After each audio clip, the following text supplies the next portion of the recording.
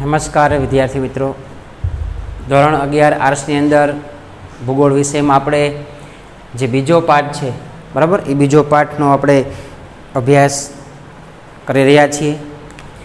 પૃથ્વીનો ઉદ્ભવ અને એની ઉત્ક્રાંતિ, આ બીજા પાઠને આપણે આગળના લેક્ચરમાં 3-4 મુદ્દા જોયા.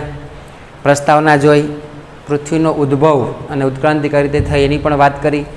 જે પૃથ્વીની પ્રાચીન માન્યતાઓ છે, જે ગ્રંથો શાસ્ત્રો પ્રમાણે કઈ રીતે પૃથ્વીનો ઉદ્ભવ થયો એની પણ આપણે વાત કરી બરાબર. પછી પૃથ્વીના અમુક જે આધુનિક સિદ્ધાંતો છે, એક તારક ઉત્કલ્પના, યુગ્મ સિદ્ધાંતો, એની પણ વાત કરી બરાબર. એમાં આપણે છેલ્લે નિહારિકા સુધી પહોંચ્યા હતા. હવે તમારા બધાની પાસે ટેક્સ્ટબુક હોવી જોઈએ બરાબર, અને ટેક્સ્ટબુકમાંથી આપણે વાંચતા જશું અને હું તમને આખો પાઠ સમજાવી દઈશ. નકર આપણે માહિતીમાં બહુ ખ્યાલ આવશે નહીં. એટલે હવે તમારા બધાની પાસે ટેક્સ્ટબુક હોવી જોઈએ બરાબર. હવે આજે આપણે પેજ નંબર 10 ઉપર પૃથ્વીના ઉદ્ભવના આધુનિક સિદ્ધાંતો, જે 20મી અને 21મી સદીમાં જે વૈજ્ઞાનિકો, જે ખગોળશાસ્ત્રીઓએ પૃથ્વીનો ઉદ્ભવ કઈ રીતે થયો, કેમ થયો અને શા કારણે થયો, એના જે સિદ્ધાંત રજૂ આપ્યા છે, એના જે નિયમો આપણે આપ્યા છે બરાબર, એના વિશે આજે આપણે માહિતી લેવાની છે. તો આપણે હવે તમારા ટેક્સ્ટબુકની અંદર પેજ નંબર 10 ઉપર બરાબર મુદ્દો છે પૃથ્વીના ઉદ્ભવના આધુનિક સિદ્ધાંતો. કે ભાઈ પૃથ્વીનો ઉદ્ભવ કઈ રીતે થયો. આપણે જે આગળ જોઈ ગયા એ આગળ જોયું એમાં અમુક પ્રાચીન માન્યતાઓ હતી કે ભાઈ પૃથ્વીનો ઉદ્ભવ શેષનાગ ઉપરથી ટકેલી છે, પૃથ્વી રાક્ષસના પીઠ ઉપર ટકેલી છે, પૃથ્વી વેલ માછલી ઉપર ટકેલી છે. આવા ઘણા બધા પ્રાચીન જે શાસ્ત્રોક સિદ્ધાંતો હતા એની આપણે વાત કરી. પણ આજે હવે આપણે પૃથ્વીના જે આધુનિક વૈજ્ઞાનિકો, ખગોળશાસ્ત્રીઓએ પુરાવા સહિત જે અમુક સંશોધનો કર્યા છે એના વિશે આપણે માહિતી લેવાની છે બરાબર. તો હવે આપણે ખ્યાલ છે કે પૃથ્વીનો ઉદ્ભવ જે છે એ બે રીતે થયો છે. એક નિહારિકા ઉત્કલ્પના દ્વારા અને બીજું આવશે ભરતી ઉત્કલ્પના દ્વારા બરાબર. યાદ રાખજો, નિહારિકા એટલે શું? તો નિહારિકા એટલે વર્ષો પહેલાં, કરોડો વર્ષો પહેલાં આકાશમાં કોઈ વાદળોનો એક ઝુંડ ફરતું હશે. યાદ રાખજો, એ વાદળોનું ઝુંડ ફરતું હશે અને એમાંથી ધીમે ધીમે બરાબર એકાબીજા વાદળો ગુરુત્વાકર્ષણ બળને કારણે ખેંચાણા હશે, આજુબાજુ નજીક આવ્યા હશે. નજીક આવ્યા હશે એટલે જે તાપમાન જે છે એમાં એકદમ ઠરીકણ આવ્યો છે અને પછી વર્ષો પછી એ જે વાદળો જે છે એ ઘન બની ગયા, ઘાટા બની ગયા અને એમાંથી પૃથ્વીનો ઉદ્ભવ થયો. એ આ નિહારિકા ઉત્કલ્પના એવું કહે છે. યાદ રાખજો બરાબર. એની પણ આપણે વિગતે વાત કરીએ. બીજો મુદ્દો જે છે એ ભરતી ઉત્કલ્પના, કે ભાઈ હજારો વર્ષો પહેલાં કોઈ સૂર્યની આસપાસ કોઈ એક બ્રહ્માંડમાંથી, આકાશમાંથી એક તારો પસાર થતો હશે જે સૂર્યથી બહુ મોટો હશે બરાબર, બહુ અનેક ગણો, પરંતુ સૂર્યની બાજુમાંથી નીકળવાથી સૂર્યનું તાપમાન જે છે એ નજીક આવવાથી બરાબર, એ જે વાયુકીય મોટો જે તારો જે છે એ સૂર્ય નજીક આવ્યો છે અને નજીક આવવાથી એ સૂર્યની ગરમીને કારણે એ જે છે એ બ્રહ્માંડમાં અલગ અલગ વાદળોમાં ફેલાણા હશે અને એ અલગ અલગ વાદળો ફેલાણા બરાબર. પછી એ અલગ અલગ વાદળોના ગુરુત્વાકર્ષણ બળને કારણે જે આખું બ્રહ્માંડ જે છે એ આમ ગોળ ફરવા લાગ્યું અને એમાંથી ગ્રહો, પૃથ્વી ઉદ્ભવ થઈ એવું માનવામાં આવે છે. તો આજે બે ઉત્કલ્પના છે એની આપણે વાત કરવાની છે. એક છે નિહારિકા ઉત્કલ્પના અને બીજું આવશે ભરતી ઉત્કલ્પના. યાદ રાખજો બરાબર. પણ હવે આપણે ટેક્સ્ટબુકમાં વાંચતા જઈએ. ટેક્સ્ટબુકમાં સરસ મજાની આકૃતિ આપેલી છે, તમે આકૃતિ પણ જો તો ખબર પડે બરાબર કે નિહારિકા કોને કહેવાય અને ભરતી ઉત્કલ્પના કોને કહેવાય. ત્યાર પછી આવશે આગળનો મુદ્દો સૌર પરિવાર બરાબર. સૌર પરિવાર એટલે સૂર્યમંડળ આખું, જે આપણે સૂર્યના 9 ગ્રહ છે એનો ઉદ્ભવ કઈ રીતે થયો, કઈ રીતે બ્રહ્માંડમાં ફરવા લાગ્યા બરાબર, કઈ રીતે પોતાની ધરી ઉપર એ પરિભ્રમણ કરે છે, આમ એની પણ આપણે વાત કરવાની છે. પછી ફોટોસ્ફિયર એટલે કે વાતાવરણ. યાદ રાખજો બરાબર, વાતાવરણનો કઈ રીતે ઉદ્ભવ થયો એની પણ વાત કરી. પછી ગ્રહો અને પૃથ્વી, આમ વિગતે આપણે અલગ અલગ જે મુદ્દાઓ જે છે ટેક્સ્ટબુકમાંથી આજે આપણે સમજતા જવાના છે. પણ તમારે હવે બધાએ ટેક્સ્ટબુક સાથે રાખવાની, બાજુમાં રાખવાની છે, કેમ કે ટેક્સ્ટબુક જો નહીં હોય તમને ખ્યાલ આવશે નહીં. હવે પેજ નંબર 10 ઉપર પૃથ્વીના ઉદ્ભવના આધુનિક સિદ્ધાંતો બરાબર. યાદ રાખજો, પૃથ્વીના ઉદ્ભવ સંબંધિત અનેક ઉત્કલ્પનાઓમાંથી, ઉત્કલ્પના એટલે અટકળો, એક નિયમો બરાબર, બે વિચારધારાઓ વધુ પ્રમાણમાં સ્વીકૃતિ પામી છે. ઘણી બધી અટકળો કરી હોય પણ એમાંથી જે બે નિયમો, બે વિચારધારા જે છે એ આપણે થોડીક માયનામાં આવે છે, એટલે એને બતાવવામાં આવી છે. જે આધુનિક ગણવામાં આવે છે, જેમાં એક નિહારિકા ઉત્કલ્પના અને બીજો આવશે ભરતી ઉત્કલ્પના. આ બંને ઉત્કલ્પના વિશે આપણે હવે વિસ્તારથી જોઈએ. બરાબર, ઘણા બધા પૃથ્વીના અનુમાનો, પૃથ્વીની અટકળ ઘણા બધા વૈજ્ઞાનિકોએ કરી હોય. બરાબર, પણ જે બીજા અમુક અનુમાનો છે, બીજા અટકળો જે છે એમાં બહુ તથ્ય ન હોય, એટલે એ કંઈ ધ્યાનમાં લેવામાં આવ્યા હોય નહીં. પરંતુ જે બે ઉત્કલ્પનાઓ છે એ બે ઉત્કલ્પનાઓ કંઈક પૃથ્વીના ઉદ્ભવ વિશે થોડીક આપણે માહિતી પૂરી પાડે છે. એટલે આપણે એ બે ઉત્કલ્પનાઓ અભ્યાસક્રમમાં લીધી છે. કઈ છે? એક આવશે નિહારિકા ઉત્કલ્પના અને બીજો આવશે ભરતી ઉત્કલ્પના. બરાબર, હવે આપણે જોઈએ પહેલો મુદ્દો નિહારિકા ઉત્કલ્પના. જો અહીંયા તમારી પાસે ટેક્સ્ટ બુક છે એમાં ચિત્ર આપેલું છે. શરૂઆતમાં આ જે અલગ અલગ વાદળો જે છે એ આ રીતે ફરતા હશે, ધીમે ધીમે આવા થયા, ધીમે ધીમે આવા, છેલ્લે આ રીતે પૃથ્વી બની ગઈ. બરાબર, આકૃતિ સહિત આપેલા છે, જોઈ લેજો. જોઈએ હવે નિહારિકા ઉત્કલ્પના. જર્મન તત્વજ્ઞ ઇમેન્યુઅલ કાન્ટે, યાદ રાખજો કોને? ઇમેન્યુઅલ કાન્ટે 1755માં આ ઉત્કલ્પના આપણે આપી છે. બરાબર, 1755માં આ ઉત્કલ્પના રજૂ કરી છે. તેના મત અનુસાર અબજો વર્ષ પહેલાં અવકાશમાં ઠંડુ અને ગતિહીન એટલે જેની ગતિ ન હોય એવું વાયુવીય વાદળ, એટલે કે બરાબર એક વાયુમાંથી વાદળ અસ્તિત્વ ધરાવતું હતું. એવું વાદળ હતું એમ અવકાશમાં, યાદ રાખજો, જેની કોઈ ગતિ નહોતી. વાયુવીય વાદળમાં રહેલા વાયુકણોના પારસ્પરિક ગુરુત્વાકર્ષણ બળના કારણે ભારે ઘર્ષણ થયું અને આમ જે વાયુકીય વાદળ જે છે છૂટું છૂટું હતું. બરાબર, પછી અલગ અલગ જે છૂટા છૂટા વાદળો હતા એ વાદળો વચ્ચે શું હતું? ગુરુત્વાકર્ષણ બળ હતું. એને કારણે ઘર્ષણ થાય, એને કારણે ભટકાય. અને આ વાયુવીય વાદળ તત્વ અને પોતાની કાલ્પનિક ધરી પર ફરતી નિહારિકામાં રૂપાંતર પામ્યું. અને આમ અલગ અલગ વાયુકીય વાદળો જે છે એ આમ અંદરો અંદર અથડાતા હોય, અથડાતા બરાબર, એ પછી આમ ગોળ ફરવા લાગ્યા ધરી ઉપર, યાદ રાખજો, ગોળ ફરવા લાગ્યા. બરાબર, અને એ શું બની ગયું? નિહારિકા બની ગયું. આમ જે વાયુકીય વાદળો જે ગોળ ગોળ ફરતા હોય પોતાના ગુરુત્વાકર્ષણ બળને કારણે, તો એને શું કહેવાય? તો કે નિહારિકા, યાદ રાખજો. બરાબર, અંતરિક્ષમાં તારાઓના સમૂહ વચ્ચે શ્વેત અને શ્યામ, શ્વેત એટલે કાળું અને બરાબર શ્યામ એટલે શ્વેત એટલે સફેદ, શ્યામ એટલે એકદમ કાળું. બરાબર, જે વાયુવીય વાદળો દેખાય છે, આમ અંતરિક્ષમાં સફેદ અને કાળા વાદળાઓ દેખાવા લાગ્યા. તેને આપણે શું કહેવાય? નિહારિકા કહેવામાં આવે છે. એટલે હવે નિહારિકા કોને કહેવાય એનું તમને વ્યાખ્યા ખબર પડી જવી જોઈએ. બરાબર, ખાસ યાદ રાખજો કે અંતરિક્ષમાં જે વાયુવીય વાદળો અંદરો અંદર ઘર્ષણના કારણે જે ગોળ રાઉન્ડમાં ફરવા લાગ્યા, જે ગોળ રાઉન્ડમાં બરાબર એ ગતિમાન થયા અને એ જે વાયુકીય પિંડ બન્યું, બરાબર, ઘર્ષણને કારણે કોઈ ચોક્કસ બરાબર એ ફરવા લાગ્યા, તો એને આપણે શું કહેશું?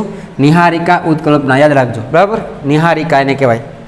હવે તમને એક માર્ક્સમાં પૂછે નિહારિકા કોને કહેવાય, તો આપણે આવડી જવું જોઈએ. બરાબર, કાન્ટની આ વિચારધારામાં ફ્રેન્ચ ગણિતશાસ્ત્રી લાપલાસે 1796માં સુધારો કર્યો. પછી આજે એમ્યુઅલ કાન્ટે જે માહિતી આપી એમાં લાપલાસાએ થોડીક સુધારો કર્યો, થોડોક ફેરફાર કર્યો. બરાબર, તેણે આરંભથી જ પરિક્રમણ કરતી ખૂબ જ તપ્ત નિહારિકાની ઉત્કલ્પના રજૂ કરી. તપ્ત એટલે એકદમ ગરમ, કે ભાઈ શરૂઆતમાં કાન્ટે શું કીધું કે શરૂઆતમાં વાયુકીય વાદળો ગતિહીન હતા, તો આને શું કીધું કે ભાઈ ગતિવાળા હતા, ગતિ નહોતી એમ નથી, ગતિ હતી એમ. બરાબર, આ નિહારિકાની સપાટી પરથી ગરમી સતત ફેંકાતી હતી અને જે નિહારિકાની સપાટી જે છે એના પરથી આપણે શું મળતું હતું?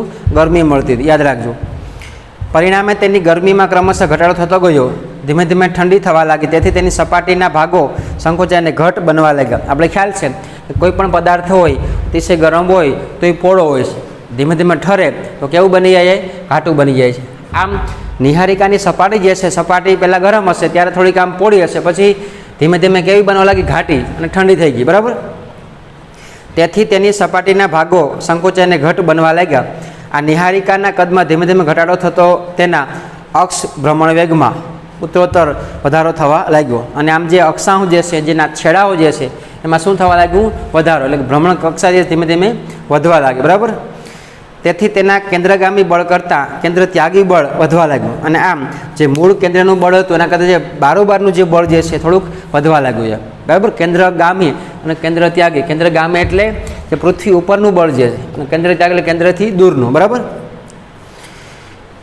કેન્દ્ર ત્યાગી બળના કારણે નિહારિકાની સપાટી પરથી સમયાંતર એક પછી એક વાયુકીય જથ્થો છૂટો પડી વલયાકારે એટલે કે આમ ગોળ એને શું કહેવાય વલયાકાર બરાબર જ્યાં ભ્રમણ પડતા હોય એ અવકાશમાં ફેંકાયો. આ વાયુકીય પદાર્થનો જથ્થો નિહારિકાના પોતાના ગુરુત્વાકર્ષણ બળને લીધે એની આસપાસ ફરવા લાગ્યો અને આમ જે વાયુકીય વાદળો બ્રહ્માંડમાં ફેંકાણા અને આમ ગોળ ગોળ ફરવા લાગ્યા બરાબર. પછી જે ફેંકાણા જે છે જે વાયુકીય વાદળો અલગ અલગ દૂર થયા છે એ અલગ અલગ વાદળો પ્રત્યે ગુરુત્વાકર્ષણ બળ હતું એટલે અંદરો અંદર પાછા ખેંચાવા લાગ્યા. આ વાયુકીય પદાર્થોનું ધીમે ધીમે સંયોજન અને એકત્રીકરણ થવાના કારણે વલયાકાર વાયુકીય પદાર્થો ઘન ગોળાકાર પરિવર્તિત થયા અને આમ જે અલગ અલગ વાયુકીય પદાર્થો હતા બરાબર એ અંદરો અંદર ખેંચવાને કારણે શું થઈ ગયા ગોળ બની ગયા અને અંદરો અંદર ખેંચાઈને ગોળ ગોળ ફરવા લાગ્યા બરાબર.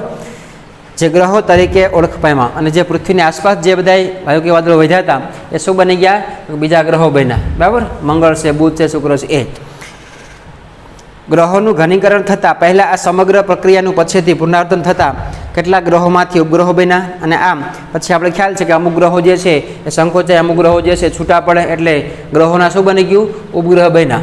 આ પૃથ્વી છે, પૃથ્વીનો ઉપગ્રહ ચંદ્ર છે, ચંદ્ર એ પૃથ્વીનો એક ભાગ જ ગણાય છે પણ કોઈ બરાબર ગરમીને કારણે અથવા કોઈ ઘટનાને કારણે એ દૂરામ ફેંકાઈ ગયા હોય. આ સમગ્ર પ્રક્રિયાનું પછીથી પુનરાવર્તન થતાં કેટલાક ગ્રહોમાંથી ઉપગ્રહો બન્યા. મૂળ નિહારિકાનો બાકી રહેલો ભાગ તે સૂર્ય કહેવાય અને આમ જે નિહારિકા જે છે એમાં જે બાકી હતો ભાગ એ શું ગણવામાં આવ્યું સૂર્ય બરાબર. જે બાકી અલગ અલગ જે ભાગ ફેંકાણા જે છે શું બની ગયા ગ્રહો બની ગયા. આ રીતે સૌર પરિવારનો ઉદ્ભવ કરોડો વર્ષો પહેલાં થયો અને આમ વર્ષો પહેલાં સૌર પરિવારમાં આખું સૂર્યમંડળ અસ્તિત્વમાં આવ્યું. તો આ કયો સિદ્ધાંત છે નિહારિકા યાદ રાખજો. કોણે કીધું છે કે ઇમેન્યુઅલ કાન્ટે કે ભાઈ વર્ષો પહેલાં અવકાશમાં વાયુકીય વાદળો બરાબર અસ્તિત્વમાં આવ્યા. હવે કેમ અસ્તિત્વમાં આવ્યા એ કોઈને ખબર નથી.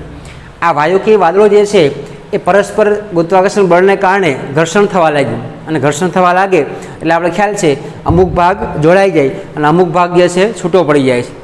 જે ભાગ જોડાઈ ગયો છે ધીમે ધીમે જે ભાગ જોડાઈ ગયો છે એ ભાગ કેવો હતો ગરમ હતો પણ વર્ષો પછી અમુક સમય ગયો પછી એ જે જોડાયેલો ભાગ જે છે કેવો થઈ ગયો ઠંડો થઈ ગયો એટલે શું બની ગયું એ ગોળ વલયકાર એક આકાર બની ગયો અને એ શું બન્યું પૃથ્વી બની બરાબર. બાકી રહેલા જે વાયુકીય વાદળો જે છે એ પોતાની ગુરુત્વાકર્ષણ બળને કારણે અલગ અલગ બ્રહ્માંડમાં ફેંકાવા લાગ્યા અને અમુક જગ્યાએ સ્થિર થઈ ગયા, અમુક જગ્યાએ એ કાયમ માટે અટકી ગયા છે. એ શું બની ગયું બીજા સૂર્યમંડળના ગ્રહો બરાબર.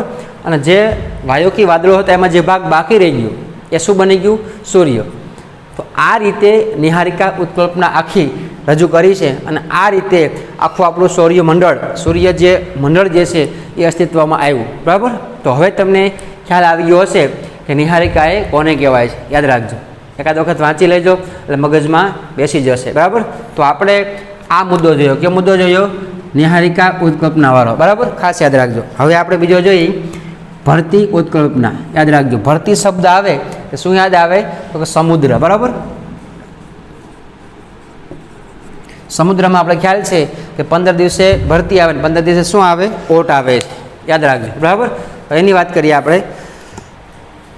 બીજું જોઈએ ભરતી ઉત્કલ્પના. વધારે સમય ન લેતા આપણે ફટાફટ જે છે પાઠ આગળ ચલાવીએ. સાગર જળમાં ચંદ્ર અને સૂર્યના ગુરુત્વાકર્ષણ બળને કારણે ભરતી આવે છે સમુદ્રમાં બરાબર. સૂર્ય અને ચંદ્ર જે છે એ બંનેનું ગુરુત્વાકર્ષણ બળ છે માટે સમુદ્રમાં શું આવે ભરતી આવે છે. આ ભરતીને લક્ષ્યમાં રાખીને ઇંગ્લેન્ડના ભૂગોળવિદ સર જેમ્સ જીન્સ તથા જેફ્રીજે સૌર પરિવારની ઉત્પત્તિ માટે 1919માં ભરતી ઉત્કલ્પના રજૂ કરી હતી. અને આમ આ વિચારધારા અપનાવીને બરાબર અહીંયા બે વૈજ્ઞાનિક છે, એક સર જેમ્સ જીન્સ અને બીજો આવશે જેફ્રીજ. આ બંનેએ બરાબર આ અનુમાન કરીને અટકળ કરીને સૌર પરિવારની કેમ અહીંયા ઉદ્ભવ થયો એની વાત કરી. ક્યારે 1919માં ખાસ યાદ રાખજો બરાબર. આ ઉત્કલ્પના પ્રમાણે વિશાળકાય વાયુપિંડ ધરાવતા આપણા આદિ સૂર્યની નજીકમાંથી એક પ્રવાસી તારો પસાર થયો બરાબર. બહુ વિશાળકાય મોટો સૂર્ય હતો બરાબર પ્રાચીન સમયમાં. એમાંથી સૂર્યની બાજુમાંથી એક વિશાળકાય મોટો તારો પસાર થાય છે. ખાસ બરાબર સમજજો બરાબર. એને શું કહેવાય પ્રવાસી તારો. પ્રવાસી એટલે અમુક કામ ચલાવ, અમુક સમય પૂરતો, કાયમ માટે નહીં બરાબર. આ પ્રવાસી તારો આપણા સૂર્ય કરતાં કદમાં અનેક ગણો મોટો હતો અને જે પ્રવાસી તારો નીકળ્યો જે છે એ કેવો હતો મોટો હતો બરાબર. ખાસ યાદ રાખજો. તેથી તેનું ગુરુત્વાકર્ષણ બળ વધુ હતું અને આમ જે પ્રવાસી તારો નીકળ્યો જે છે પ્રવાસી તારો નીકળ્યો એનું ગુરુત્વાકર્ષણ વધારે હતું.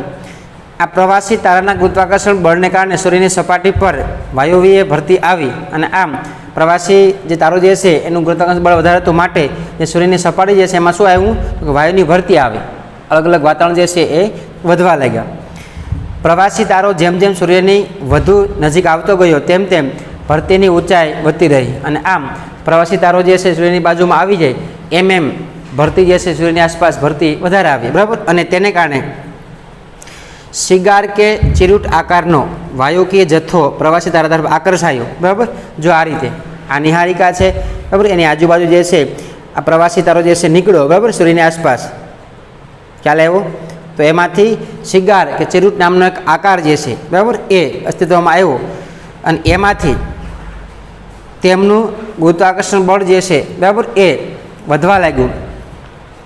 પ્રવાસી તારા તરફ આકર્ષાયો અને તે સૂર્યમાંથી છૂટો પડી ગયો અને આમ આ જે સિગાર કે ચિરુટ આકારનો જથ્થો જે છે, બરાબર, એ પ્રવાસી તારા બાજુ ખેંચાયો એટલે સૂર્યમાંથી અલગ પડે છે, સૂર્યમાંથી એ દૂર પડે છે અને એ પ્રવાસી તારો સૂર્યથી જેમ જેમ દૂર થતો ગયો તેમ તેમ તેનું ગુરુત્વાકર્ષણ બળ ઘટતું ગયું અને આમ પ્રવાસી તારો જે છે સૂર્યની થોડો થોડો દૂર થતો જાય એમ એમ એનું બળ જે છે ઘટતું જાય છે.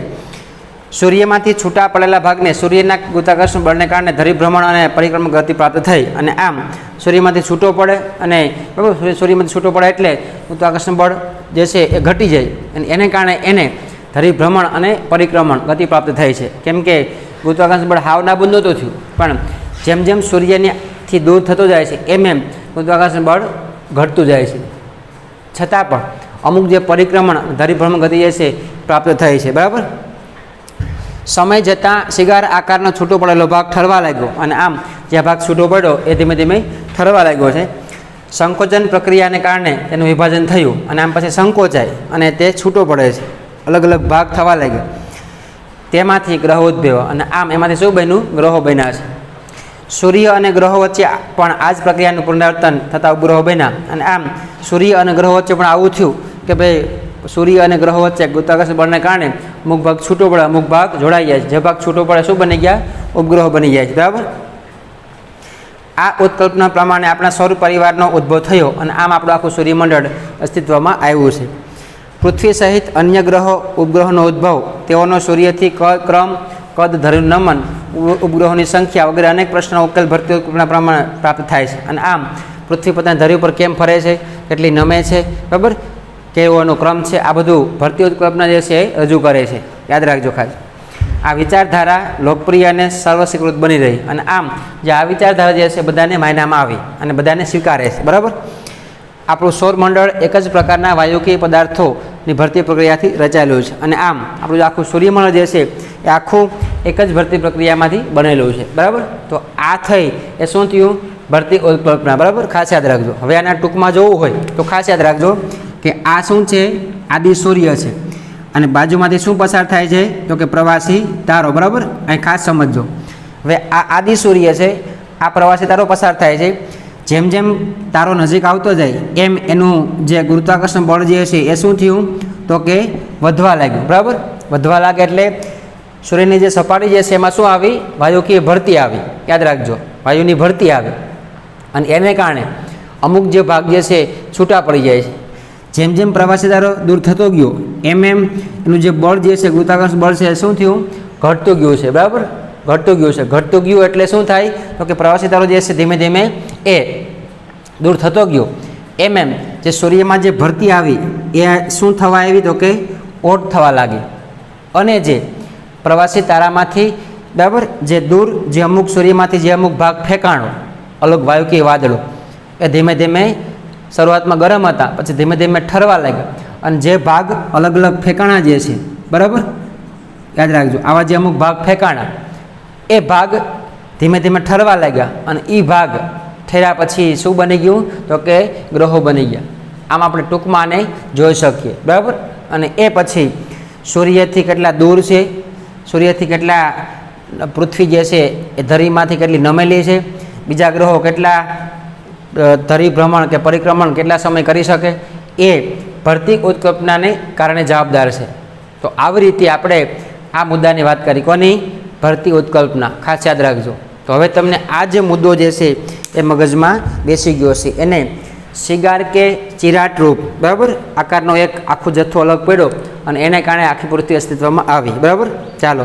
તો આ બે આપણે વાત કરી, એક નિહારિકા અને એક ભરતી ઉત્કલ્પના. બરાબર, આ જે છે પૃથ્વીના આધુનિક સિદ્ધાંતો છે, પૃથ્વી કેમ ઉદ્ભવ પામી એની અહીંયા માહિતી છે.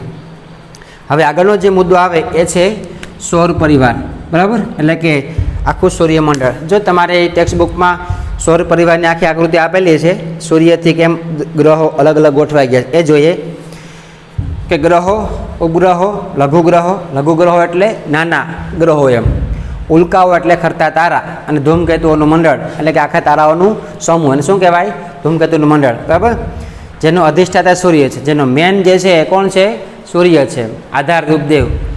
સૌર પરિવારમાં 8 ગ્રહો ઉપરાંત 173 કરતાં વધુ ઉપગ્રહો, યાદ રાખજો, 8 ગ્રહો છે, 173 કરતાં વધારે ઉપગ્રહો છે, અને 45,000થી વધુ લઘુગ્રહો, ધૂમકેતુઓ, ઉલ્કાઓ વગેરે સંયુક્ત રીતે સૌર પરિવાર કે સૂર્યમંડળમાં આવવામાં આવે છે. આજે આખું પરિવારને શું કહેવાય? સૂર્યમંડળ કહેવાય છે. ખાસ યાદ રાખજો. એટલે તમને કોઈ પૂછે કે સૌર પરિવાર એટલે શું, તો આપણે ખ્યાલ છે કે 8 ગ્રહો, બરાબર, પછી 173 કરતાં વધારે ઉપગ્રહો અને 45,000 કરતાં વધારે લઘુ ગ્રહો, ધૂમકેતુઓ, ઉલ્કાઓ, આ બધા ભેગા મળી જે આખું મંડળ બને શું કહેશું આપણે? સૌર પરિવાર. તો એટલી બાબત આપણા મગજમાં હોવી જોઈએ. બરાબર, આકૃતિ જે છે આપેલી જોઈ લેજો. સૂર્ય મધ્યમ કદનો તારો છે જે સ્વયં પ્રકાશિત છે. કદ કેવું છે એનું? મધ્યમ, પોતે પ્રકાશ આપે છે, પોતાના પરિવારના સભ્યોને પ્રકાશિત કરે છે, અને જે બીજા ગ્રહો જે છે એને પણ પ્રકાશ આપે છે. બરાબર, સૂર્યનો વ્યાસ 13,92,000 કિલોમીટર છે. આટલો એ અટકળ છે, આટલો એનો વ્યાસ છે, ક્ષેત્રફળ, જે પૃથ્વીના વ્યાસ કરતાં આશરે 109 ગણો વધુ છે. પૃથ્વી એનાથી કેટલી નાની છે? 109 ગણી, યાદ રાખજો. તેનું ગુરુત્વાકર્ષણ બળ પૃથ્વીના ગુરુત્વાકર્ષણ બળ કરતાં 28 ગણું વધારે છે. અને આમ જે સૂર્યનું ગુરુત્વાકર્ષણ બળ જે છે એ 28 ગણું પૃથ્વીથી વધારે છે, પૃથ્વીનું 28 ગણું ઓછું છે. તે ખૂબ જ ગરમ વાયુપિંડ છે, અને ખૂબ ગરમ એક વાયુનું પિંડ છે. બરાબર, એની સપાટીનું તાપમાન આશરે 6,000 અંશ સેલ્સિયસ છે. આપણે ખાલી 50 અંશ સેલ્સિયસ હોય તો એ આપણે ગરમીને શેકાઈ જાય, તો આ તો 6,000 અંશ સેલ્સિયસ, એટલે ગમે તે વસ્તુ બાજુ નીકળે શું કરી નાખે? ભસ્મ કરી નાખે. આટલી સૂર્યની ગરમી છે. બરાબર, અને તેના કેન્દ્રનું તાપમાન આશરે 1.5 કરોડ ડિગ્રી છે, અને એના સૂર્યનું કેન્દ્રનું તાપમાન જે છે એ 1.5 કરોડ છે. એટલે જેને આપણે કલ્પના કરી શકીએ નહીં, ગમે માણસ જાય ત્યાં હળગીને ખાક થઈ જાય છે. બરાબર, પૃથ્વીના કેન્દ્ર ભાગમાં દબાણ અને ગરમી છે તેનાથી અનેકનું દબાણ અને ગરમી સૂર્યના કેન્દ્રમાં છે. તેથી અહીં નાભિકીય પ્રક્રિયામાં, એટલે કે અંદરગાળે, જે સૂર્યની અંદરની પ્રક્રિયા શું કહેવાય? નાભિકીય પ્રક્રિયા. બરાબર, સૂર્ય દ્રવ્યના હાઇડ્રોજન અને પરમાણુઓનું એકીકરણ થતાં હિલિયમમાં રૂપાંતર થાય છે. અમુક જે છે હાઇડ્રોજન અને પરમાણુ, બરાબર, એ ભેગા મળી અને એમાંથી શું બની ગયું? હાઇડ્રોજન બની જાય છે. યાદ રાખજો, હિલિયમ બની જાય છે, રૂપાંતર પામે છે, જેના થકી પ્રકાશ અને ગરમી રૂપી પ્રચંડ ઉર્જા પેદા થાય, અને એને કારણે આપણે શું મળે? પ્રકાશ અને ગરમી. 12,000 અબજ ટન કોલસો બાળવાની જેટલી ઉર્જા પેદા થાય તેટલી ઉર્જા સૂર્યમાંથી પ્રતિ સેકન્ડે પેદા થાય છે. કે 12,000 અબજ ડોલર આપણે જે કોલસો બાળીએ અને જે આપણે પ્રકાશ મળે એવો માત્ર 1 સેકન્ડમાં પ્રકાશ આ સૂર્ય ઉત્પન્ન કરે છે. વિચાર કરો. માટે આપણે આખા બ્રહ્માંડમાં એનું જે છે એ પ્રકાશ આપે છે. બરાબર, આ ઉર્જા વિકિરણ રૂપે અંતરિક્ષમાં ફેંકાય છે અને કિરણો રૂપે અંતરિક્ષમાં આકાશમાં ફેંકાય છે. સૂર્યની સપાટી પર દેખાતા કાળા ધાબાને સૂર્ય કલંકો કહે, અને જે સૂર્યની ઉપર કાળા ધાબા દેખાય છે, જે આપણે દેખાતા નથી પણ અમુક વૈજ્ઞાનિકો દૂરબીનથી જોતા હોય એને દેખાય. બરાબર, એને શું કહેવાય? સૂર્ય કલંકો. સૂર્ય કલંકો સૂર્ય સપાટી પર આવેલી પાટખીણો છે, અને આમ જે સૂર્ય સપાટી ઉપર સૂર્ય કલંકો છે એ સૂર્યની અંદરની ખીણો શું કહેવાય? પાટખીણો. સૂર્યની ફરતે 400 કિમી સુધીના તેજોમય આવરણને ફોટોસ્ફિયર કહે છે, અને આમ જે સૂર્યની આસપાસ જે 400 કિલોમીટર જે વાતાવરણને શું કહેવાય? ફોટોસ્ફિયર. બરાબર, પણ કેવું હોય? ગરમ. હાલમાં સૂર્ય તેની પૂર્ણ વિકસિત અવસ્થામાં છે એવું અનુમાન છે, અને હવે સૂર્ય બરોબર વિકાસ પામ્યો છે, મોટો થઈ ગયો છે એવું માનવામાં આવે. સૂર્ય બીજા લગભગ 5 અબજ વર્ષો પછી નષ્ટ થશે, અને 5 અબજ વર્ષ પછી આ સૂર્ય કેવો થઈ જાય? નષ્ટ થઈ જાય. કેમ કે કોઈપણ વસ્તુની ઉંમર હોય છે, કોઈપણ વસ્તુની અમુક મર્યાદા હોય છે. અમુક વર્ષો થશે ત્યારે સૂર્ય કેવો થઈ જાય? નષ્ટ થઈ જશે. બરાબર, સૂર્ય આપણો મુખ્ય ઉર્જા સ્ત્રોત છે, એટલે કે ઉર્જા આપનારો મુખ્ય સ્ત્રોત છે, પરિબળ છે. સૂર્ય પૃથ્વીને જરૂરી ઉર્જા પૂરી પાડે છે. સજીવ સૃષ્ટિના ઉદ્ભવ અને ઉત્ક્રાંતિ માટે ખૂબ જરૂરી છે. સજીવ સૃષ્ટિનો ઉદ્ભવ કરવો હોય કે ઉત્ક્રાંતિ વિકાસ પામવો હોય તડકો જરૂરી છે. તડકો બેગદીક ન આવે તો આપણે રોગચાળો ફાટી નીકળે છે, બરાબર. માટે સૂર્ય એ દરેક જીવનો એક પોષક છે, એક ઉત્ક્રાંતિ, એક એ વિકાસ કરી શકે છે. વિશિષ્ટ આકાર અને દેખાવવાળા તથા લંબવૃત્તીય કક્ષામાં સૂર્યની આસપાસ ફરતા આકાશી પદાર્થોને ધૂમકેતુઓ કહે છે. અને આમ જે લંબવૃત્તિવાળા અક્ષાંશવૃત્તો પર જે પદાર્થો છે શું કહેવાય તો કે ધૂમકેતુઓ, બરાબર. યાદ રાખજો. પૃથ્વી પરથી જોતા ધૂમકેતુ પ્રકાશિત પૂંછ ભાગ ધરાવતો હોય તેને પૂંછડા તારા પણ ઓળખે છે. અને આમ પૃથ્વી પરથી આવા તારા જોઈએ ધૂમકેતુ લાંબા લાંબા પૂંછડીવાળા હોય માટે શું કહેવાય પૂંછડો તારો, બરાબર. હેલીનો ધૂમકેતુ સૌથી વધુ જાણીતો ધૂમકેતુ છે. અને આમ ખાસ હેલીનો ધૂમકેતુ જે છે ખૂબ જાણીતો છે. 1986માં દેખાયો હતો, જે હવે લગભગ 2062માં પુનઃ દેખાશે.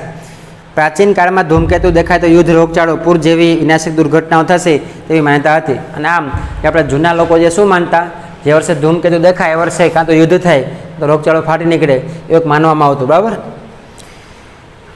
પરંતુ તેનું દેખાવ એક સહજ ખગોળકીય ઘટના છે. અને કેમ દેખાય એક ખગોળી ઘટના છે જે કોઈને ખ્યાલ નથી. એમ રાત્રે જોવા મળતા ખરતા તારા કે ઉલ્કાઓ પણ સૌર પરિવારમાં સભ્યો છે. જે અમુક રાત્રે તારા ખરે છે, અમુક જે તારાઓ ખરતા હોય એ પણ સૌર પરિવારના સભ્યો જ છે, પણ અમુકનો સમય પૂરો થાય એટલે ખરવા લાગે છે. અંધારી રાત્રે સ્વચ્છ આકાશમાં જોતા ઉત્તરથી દક્ષિણ સુધી ફેલાયેલો લાંબો દૂધિયો રંગનો એક પટ્ટો આકાશમાં દેખાય એને આકાશગંગા કહેવાય છે. અને આમ રાત્રે બરાબર અંધારું જામ્યું હોય અને તારા ચમકતા હોય એમાં દૂધિયા રંગનો પટ્ટો દેખાય છે, એને શું કહેવાય આકાશગંગા, કે જે તારાઓનો સમૂહ હોય છે, બરાબર. નક્ષત્ર અથવા આકાશગંગા.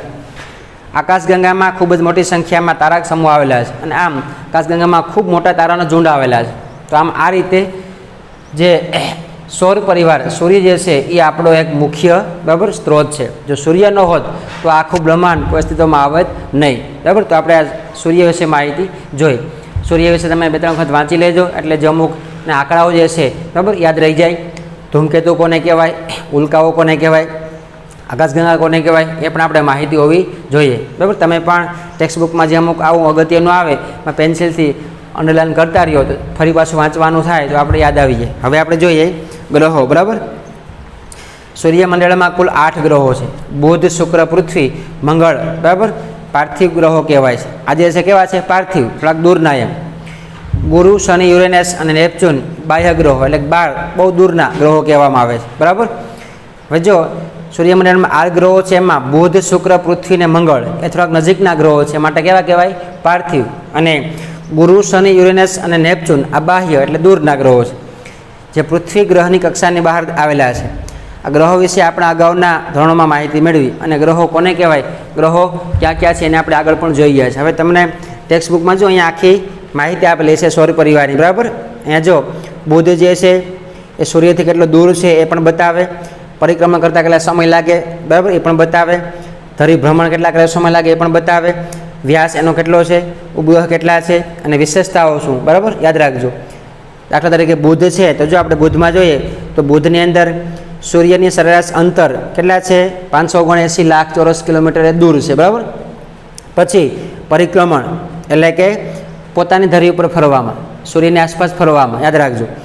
કેટલા દિવસ લાગે 28 દિવસ. બુધ જે છે સૂર્યની આસપાસ ફરતા કેટલા દિવસ લાગે 28 દિવસ. પછી ધરી ભ્રમણ, પોતાની ધરી ઉપર ફરવામાં કેટલા દિવસ લાગે 59 દિવસ, બરાબર, યાદ રાખજો, 2 મહિના.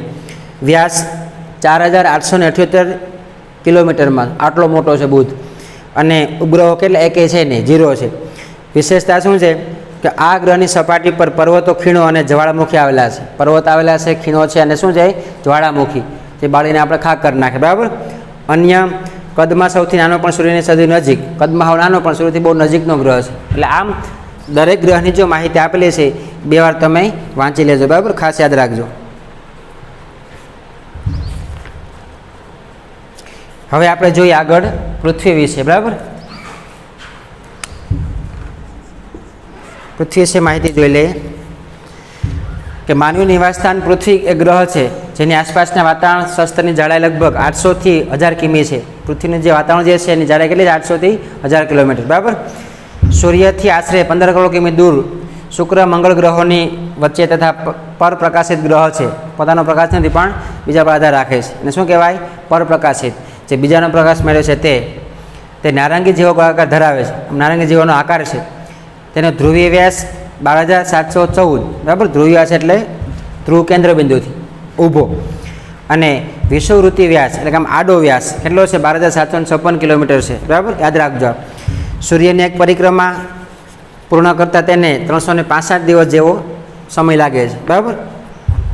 પોતાની ધરીની આસપાસ પશ્ચિમથી પૂર્વ દિશામાં 23.9 કલાક એટલે 24 કલાક એક આંટો ફરે છે, બરાબર. તેની ધરી તેની પરિક્રમણ કક્ષા સાથે 66.5 અંશને ખૂણે નમેલી છે. આમ પૃથ્વી જે છે કેટલી નમેલી? 66.5 અંશ નમેલી છે. પૃથ્વી પરના વાતાવરણમાં મુખ્યત્વે નાઇટ્રોજન, ઓક્સિજન અને અલ્પ માત્રામાં કાર્બન ડાયોક્સાઇડ, હાઇડ્રોજન, ઓઝોન વગેરે વાયુમાં આવેલા છે. મુખ્ય વધારે શું છે? નાઇટ્રોજન અને ઓક્સિજન. સૌથી ઓછો કાર્બન ડાયોક્સાઇડ અને ઓઝોન આવેલું છે. પૃથ્વી પરનું વાતાવરણ આપણને ઉલ્કાઓ સામે રક્ષણ આપે છે. ઉલ્કા એટલે ખરતા તારા. જે ખરતા તારાઓ પડે છે પણ વાતાવરણ જે છે એમાં આવે તો બળી જાય, એટલે આપણે શું મળે? રક્ષણ મળે છે, બરાબર. ઓઝોન વાયુનું સ્તર સૂર્યમાંથી આવતા અલ્ટ્રાવાયોલેટ વિકિરણનું શોષણ કરીને સજીવ સૃષ્ટિને જાળવી રાખે છે. જે અમુક ઓઝોન વાયુ જે છે એ સૂર્યમાંથી અમુક જે વિકિરણો, ઘાતક કિરણો આવતા હોય નુકસાનકારક, એ ઓઝોન વાયુ શોષી લે અને આપણી જીવસૃષ્ટિને શું આપે છે? જીવદાન આપે, બરાબર. આ નુકસાનથી બચાવે છે. પૃથ્વીનો એકમાત્ર ઉપગ્રહ ચંદ્ર છે જ્યાં સજીવ સૃષ્ટિનું અસ્તિત્વ નથી. તેનો વ્યાસ આશરે 3475 કિલોમીટર અને પૃથ્વીથી 3,85,000 કિમી અંતરે આવેલો છે, એટલે દૂર છે. ચંદ્ર પોતાની ધરીની ઉપર તથા પૃથ્વીની આસપાસ ફરે છે, બરાબર. ચંદ્ર પણ પોતાની ધરી ઉપર તથા પૃથ્વીની આસપાસ પણ ફરે છે. તેનો ધરી ભ્રમણ કે ચંદ્રની પોતાની ધરી ઉપર ફરવામાં અને પરિક્રમણ સમય 29.5 એટલે કે 1 મહિનો સમય લાગે છે. 20 જુલાઈ 1969માં નીલ આર્મસ્ટ્રોંગ પ્રથમ ચંદ્રયાત્રી બન્યા હતા. અને આમ ચંદ્ર પર પહેલો કોઈ ગયો તો કોણ છે? નીલ આર્મસ્ટ્રોંગ ગયા હતા, બરાબર, અમેરિકાના. તેમાં ખડકો મુખ્યત્વે આગ્નેય પ્રકારના છે. આગ્નેય એટલે આમ છૂટા પડતા, બરાબર. ચંદ્રનું ગુરુત્વાકર્ષણ બળ પૃથ્વીના ગુરુત્વાકર્ષણ બળ કરતાં અથવા 6ઠા ભાગનું છે. અને જે પૃથ્વીમાં જે ગુરુત્વાકર્ષણ બળ છે એના કરતાં ચંદ્ર ઉપર 6 ગણું ઓછું છે, બરાબર. તેથી ત્યાં દરેક વસ્તુ વજનમાં હલકી લાગે છે. અને આમ તેથી વજનમાં કેવી લાગે? હલકી લાગે છે. કેમ કે ગુરુત્વાકર્ષણ બળનો એટલે ખેંચે નહીં. આપણે અહીંયા વજનદાર વસ્તુ જે છે ત્યાં આવ ઓછી લાગે છે. તેના પર મૃત જ્વાળામુખીઓ આવેલી, અને આમ મૃત એટલે નષ્ટ થયેલી ઘણી બધી જ્વાળામુખીઓ આવેલી છે. તો આ થઈ પૃથ્વીની વાત, બરાબર. પૃથ્વી પોતાની ધરી ઉપર ફરતા કેટલો સમય લાગે? તો કે 24 કલાક, યાદ રાખજો, બરાબર. અને ધરી જે પરિક્રમણ કરતાં કેટલો સમય લાગે? 365 દિવસ, બરાબર, યાદ રાખજો ખાસ. પૃથ્વી ઉપર oxygen, hydrogen, carbon dioxide, ozone જેવા વાયુઓ આવેલા છે, એ પણ આપણે ખબર હોવી જોઈએ, બરાબર. પૃથ્વીને એક ઉપગ્રહ છે. પૃથ્વી પોતે પરપ્રકાશિત છે, પોતાનો પ્રકાશ નથી પણ સૂર્યનો પ્રકાશ જાળવે છે. પૃથ્વીનો એક ઉપગ્રહ જે ચંદ્ર જે છે, બરાબર, ચંદ્ર પણ પૃથ્વી કરતાં કેટલો છે? તો 6 ગણો ગુરુત્વાકર્ષણ બળ ઓછું ધરાવે છે, એટલે ત્યાં બધી વસ્તુ વજનમાં હલકી લાગે છે. તો આમ આ રીતે આપણે આજના લેક્ચરમાં આટલા મુદ્દા જોયા, બરાબર. ખાસ યાદ રાખજો, પૃથ્વીના ઉદ્ભવના આધુનિક સિદ્ધાંતોમાં નિહારિકા ઉત્કલ્પના, ભરતી ઉત્કલ્પના, સૌર પરિવાર, ફોટોસ્ફિયર, ગ્રહો અને પૃથ્વી, આટલા મુદ્દા આપણે જોયા. તમે પણ 1-2 વખત વાંચી લેજો. જે અમુક અગત્યની જે વ્યાખ્યાઓ આવે છે, નિહારિકા ઉત્કલ્પના કોને કહેવાય, ભરતી ઉત્કલ્પના કોને કહેવાય, એ પેન્સિલથી નીચે અંડરલાઇન કરી દેવાની. અને જે જીકે માટે પણ આ બધી ઉપયોગી માહિતી છે, બરાબર. તમે 2 વખત વાંચી લેજો એટલે મગજમાં બેસી જશે. અસ્તુ.